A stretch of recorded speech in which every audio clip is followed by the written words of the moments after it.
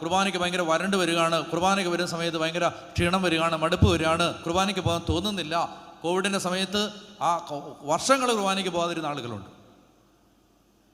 എന്ന് പറഞ്ഞാൽ കുർബാനയ്ക്ക് അത്രയും സൗഭാഗ്യം, കുർബാനയ്ക്ക് ഇനി പോകണ്ടല്ലോ അവർക്ക് പറഞ്ഞേ ഹല്ലേലൂയ ഹല്ലേലൂയ. അപ്പോൾ ഒരുപാട് ആളുകളുടെ മനസ്സിലെ ഒരു ചോദ്യമാണ്, എന്താണ് കുർബാന ഒരു അനുഭവം ആകാത്തത്? ഒറ്റ വാക്യത്തിൽ ഞാൻ ഉത്തരം പറയാം. ഈ ലോകത്തിന് വേണ്ടി ദൈവത്തെ അന്വേഷിച്ച ഒരു മനുഷ്യനും ഈ അൾത്താരയിൽ അർപ്പിക്കപ്പെടുന്ന യേശുവിൻ്റെ ശരീരരക്തങ്ങൾ ഒരനുഭവമായി മാറില്ല.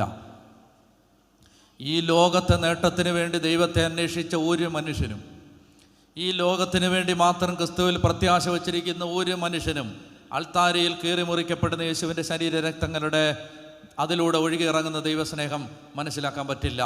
ഈ ലോകത്തിനപ്പുറത്തൊരു ജീവിതം ഉണ്ടെന്ന കാഴ്ച കിട്ടാത്തൊരു മനുഷ്യന് സഭയിലെ ഒരു പ്രാർത്ഥനാ രീതിയുടെയും ആഴമുള്ള ദൈവാനുഭവം കിട്ടില്ല.